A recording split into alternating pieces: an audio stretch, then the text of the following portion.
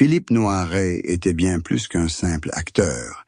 Il était une icône d'élégance, une âme française par excellence, inscrite dans l'histoire du cinéma mondial par ses interprétations puissantes et profondément humaines. Né à Lille en 1930, il possédait le calme d'un gentleman bourgeois. Mais derrière son regard spirituel et sa voix grave, se cachait un silence insondable.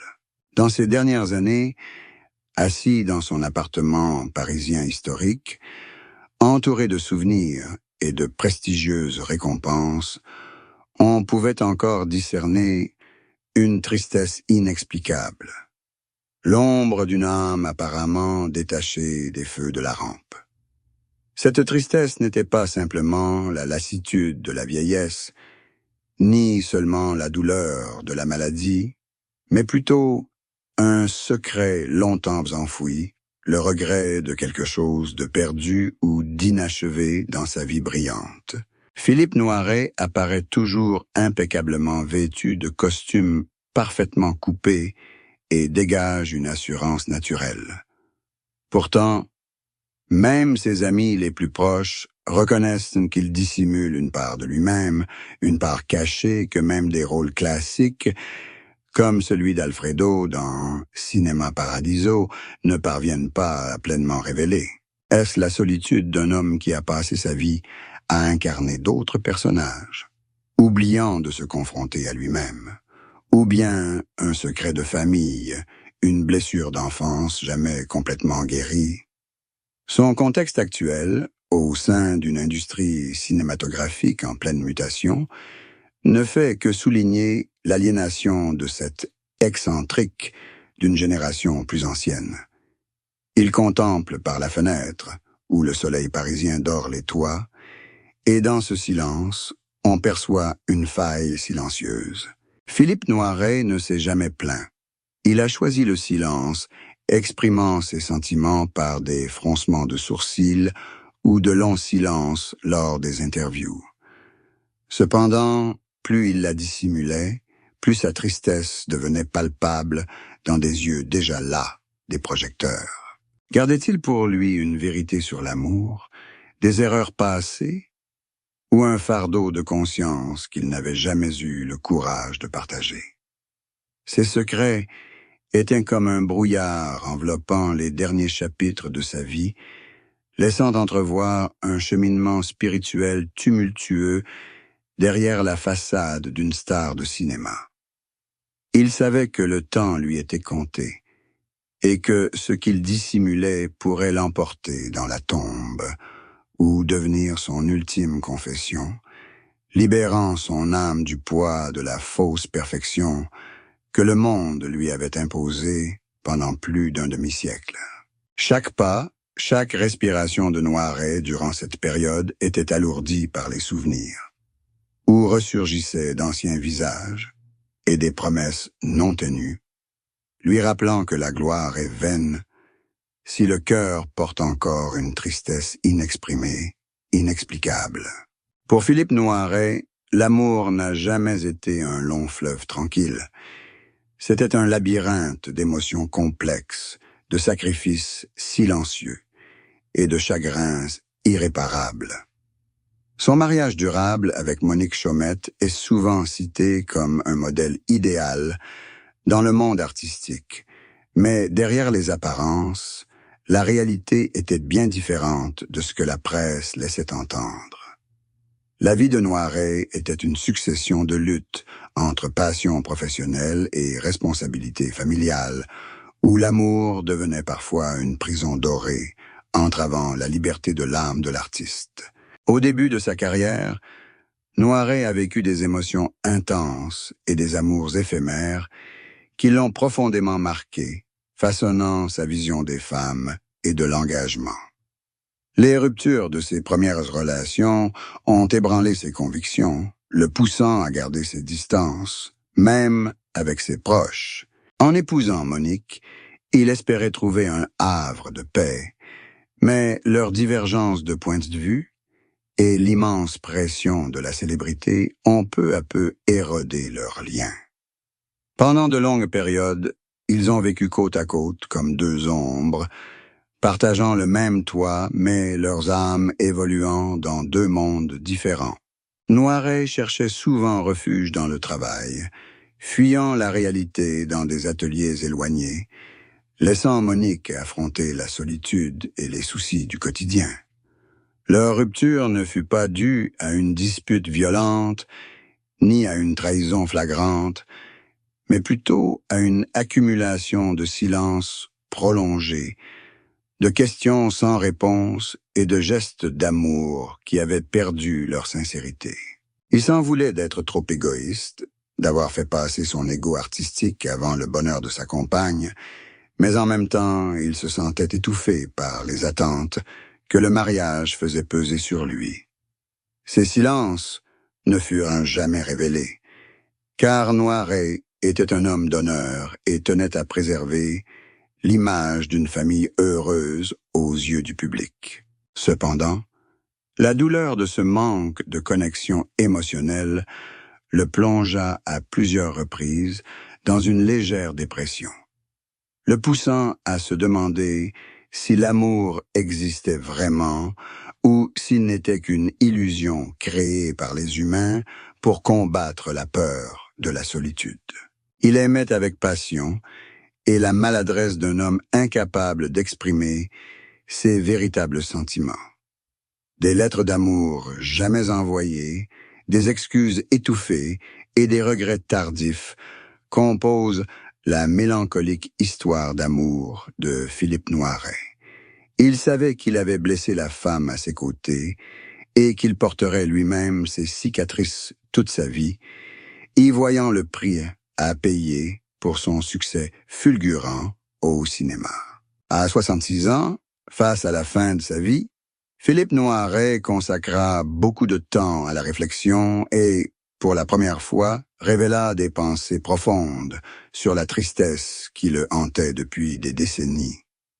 Lors d'une rare conversation dans sa bibliothèque privée, il parla de la tristesse non comme d'une ennemie, mais comme d'une fidèle compagne, celle qui lui avait appris à percevoir la beauté de la fragilité et du déclin. Il confia qu'à cet âge, on ne craint plus la mort, mais seulement l'oubli et le regret des non-dits.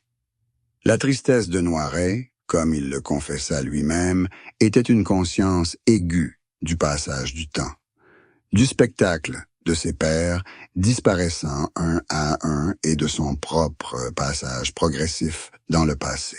Il admit avoir passé trop de temps à vivre la vie d'autres personnes à l'écran, au point de se sentir parfois comme un vase vide, rempli uniquement des dialogues et des émotions de ses personnages. Cette tristesse découlait aussi de sa prise de conscience des limites de l'art. Aussi bon acteur fût-il, il ne pouvait changer les dures réalités de la vie, ni retrouver sa jeunesse perdue. Il parlait de la solitude au milieu de la foule, de ce sentiment d'être au sommet de la gloire, et pourtant de ressentir un immense vide dans sa poitrine. À 65 ans, sa santé commença à décliner. Les douleurs physiques lui rappelaient la finitude de l'existence humaine, et c'est dans ces moments douloureux que sa tristesse se faisait plus vive que jamais. Une tristesse face à un monde qui perdait sa subtilité, face à une industrie cinématographique qui s'industrialisait et perdait son âme. Noiret pleurait, non par peur, mais parce qu'il avait le sentiment de ne pas en avoir fait assez, d'avoir assez aimé, de ne pas avoir pleinement vécu en accord avec lui-même.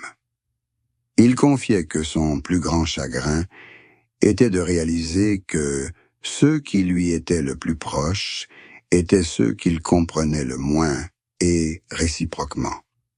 Ces paroles, à 76 ans, portaient le poids d'une vie d'expérience. Elles n'étaient pas mélancoliques, mais empreintes de philosophie, comme une symphonie à la fois triste et belle sur l'existence. Il acceptait la tristesse comme une part inévitable de la vie, un témoignage de sa véritable existence. Philippe Noiret a choisi d'affronter ses propres démons, les transformant en matière première pour achever le portrait d'un grand artiste, d'un être imparfait mais profondément humain. Il disait que s'il pouvait revivre, il choisirait encore cette tristesse, car c'est elle qui donne âme à chacun de ses rôles, réconfortant le public qui reconnaît sa propre souffrance dans son regard. La carrière de Philippe Noiret est une épopée du cinéma français, débutant sur les petites scènes de théâtre et atteignant les tapis rouges prestigieux de Cannes et d'Hollywood. Avec plus de 120 films, il a accumulé un immense héritage artistique, devenant l'un des rares acteurs capables d'incarner avec brio des rôles aussi bien comiques que tragiques.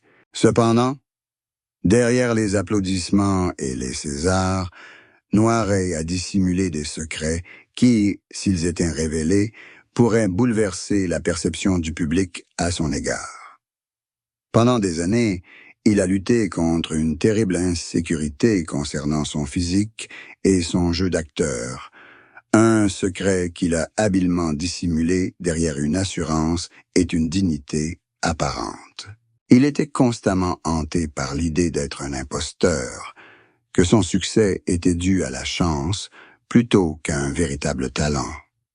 De plus, des secrets subsistent concernant des accords tacites au sein de l'industrie cinématographique, des rôles qu'il a acceptés uniquement pour rembourser des dettes personnelles ou protéger sa famille de scandales médiatiques. Noiret a également gardé secrète une relation complexe avec un réalisateur de renom.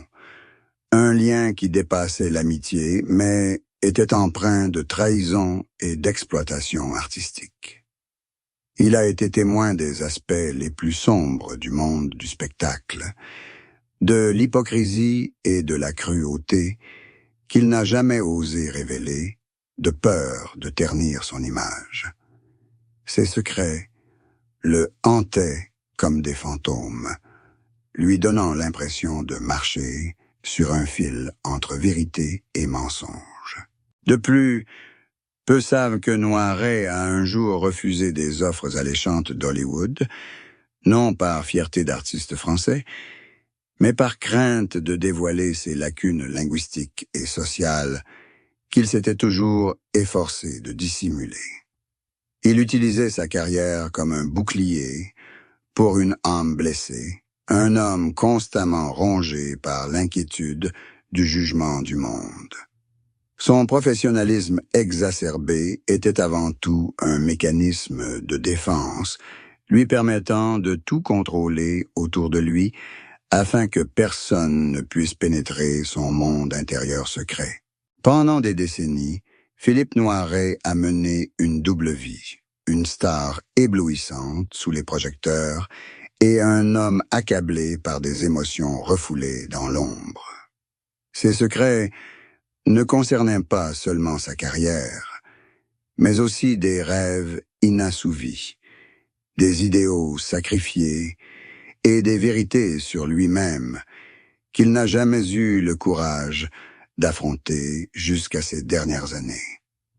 C'est précisément cette contradiction qui créait son étrange attrait, une beauté mélancolique et mystérieuse qui tenait les spectateurs rivés à leur écran à chacune de ses apparitions. Dans ce chapitre, une vérité bouleversante sur la vie amoureuse de Philippe Noiret est révélée, brisant l'image d'homme fidèle qu'il avait cultivé. Dans des mémoires jamais publiées de son vivant, Noiret confesse un amour interdit et obsessionnel pour une femme bien différente de celle que le public imaginait. Il ne s'agissait ni d'une star de cinéma, ni d'une beauté mondaine, mais d'un amour secret et non partagé pour la cousine de sa femme, une relation empreinte de culpabilité et de remords. Il admet que cet amour interdit a inspiré ses rôles les plus douloureux, mais qu'en même temps, il était un poison qui rongeait son mariage de l'intérieur. Cette confession est choquante non seulement par son sujet, mais aussi par l'amertume avec laquelle Noiret la décrit. Il avoue avoir utilisé Monique comme un bouclier pour rester proche de la femme qu'il aimait véritablement. Un terrible mensonge qui a duré des décennies.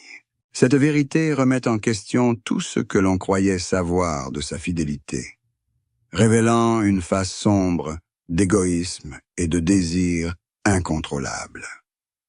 Il évoque ses nuits blanches, ses rencontres fortuites mises en scène, et la douleur déchirante de jouer le rôle d'un mari heureux alors que son cœur appartenait à une autre. C'est une confession des plus douloureuses, une introspection tardive sur une vie vécue dans le mensonge affectif, un secret qu'il a porté toute sa vie comme un lourd fardeau.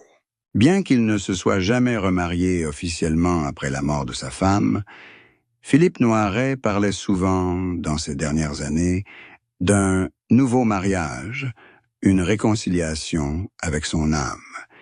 Il l'appelait l'union entre Philippe Lastar et Philippe l'homme véritable, un lien qui lui avait manqué durant sa jeunesse.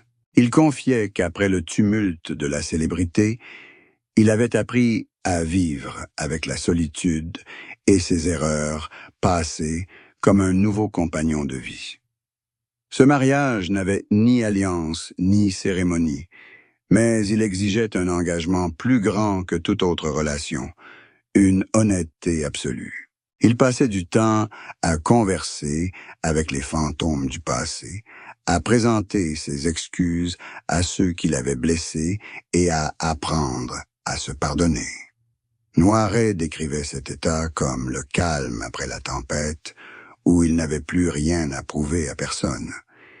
Il voyait ce nouveau mariage comme une manière de se préparer à une mort paisible, une connexion spirituelle qui l'aiderait à trouver le sens ultime de la vie, non pas dans les applaudissements, mais dans le silence de son âme. La vie de Philippe Noiret s'est achevée en 2006, laissant un vide irremplaçable dans le cœur de ses fans et dans le cinéma français. Il nous a quittés, emportant avec lui des gloires éclatantes et de sombres secrets, laissant derrière lui un héritage de performances immortelles et une profonde interrogation sur la nature du bonheur et de l'illusion. Philippe Noiret ne nous a pas seulement appris à jouer la comédie, il a aussi révélé l'ultime complexité de l'humanité. Un homme raffiné et pourtant brisé, un grand artiste et pourtant un homme hanté par des péchés inavoués. Son histoire nous rappelle que derrière chaque sourire se cache un océan de souffrance et de secrets inavoués. Finalement, la tristesse de Noiret ne l'a pas diminué. Au contraire, elle l'a rendu plus grand et plus proche de nous que jamais, car elle a touché l'essence même de chacun. Il a vécu une vie faite de lumière et d'ombre, et c'est son authenticité dans ses derniers instants qui a fait de lui un symbole éternel de l'humanité. L'héritage de Philippe Noiret ne se limite pas à son immense filmographie de plus de 120 films, ni à ses prestigieux Césars, mais réside aussi dans un style d'expression unique, une puissante immobilité. À sa disparition en novembre 2006, la France et le monde du cinéma se sont inclinés devant ce monument qui a redéfini l'élégance masculine à l'écran, une élégance qui ne puisait pas sa source dans une apparence soignée, mais dans la profondeur de l'expérience et une douleur contenue. Son héritage prouve qu'un acteur peut atteindre la grandeur sans crier ni jouer la carte de l'ostentation. Il captivait le public par de subtils froncements de sourcils, des silences entre les répliques, et surtout par son regard expressif, porteur d'un univers d'émotions indicibles. Des personnages comme Alfredo dans Cinéma Paradiso sont devenus des symboles intemporels d'amour, de l'art et de sacrifice, inspirant des générations de jeunes réalisateurs et acteurs à raconter une histoire avec l'âme plutôt qu'avec des effets spéciaux. Derrière le glamour, l'héritage spirituel de Noiret réside aussi dans le courage d'affronter ses propres démons à la fin de sa vie, enseignant à la postérité que le véritable art doit naître de l'honnêteté, même lorsque celle-ci est entachée d'erreurs et de regrets. Il a laissé un vide irremplaçable dans le cinéma psychologique français, où la subtilité et l'intelligence étaient primordiales. Les cinémas portant son nom et les récompenses qui le célèbrent ne sont que des valeurs matérielles tangibles, mais le véritable héritage de Philippe Noiret réside dans sa capacité à toucher le public par la profondeur de son jeu. Il a prouvé qu'un grand artiste n'est pas sans défaut, mais qu'il sait transformer ses faiblesses et ses peines en un langage universel pour l'humanité. À chaque projection d'un de ses films, on retrouve la présence vibrante de Philippe Noiret, sa voix douce et chaleureuse comme le souffle de la terre-mère, nous rappelant la beauté de la fragilité et la valeur de l'authenticité. Il est entré dans l'éternité, mais son héritage de douce mélancolie demeure un phare pour ceux qui cherchent le sens de l'art dans un monde tourmenté. Noiret n'était pas seulement un acteur, il faisait partie de la mémoire de l'humanité, un confident auprès duquel le public pouvait trouver du réconfort face à sa propre solitude. Et c'est là le plus grand héritage qu'un artiste puisse aspirer à laisser, et à laisser, et à laisser.